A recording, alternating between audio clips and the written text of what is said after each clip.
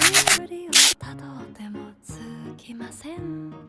森の小さなレストラン、空っぽのポケットをまっさぐって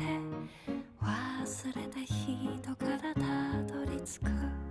予約は一つもありません。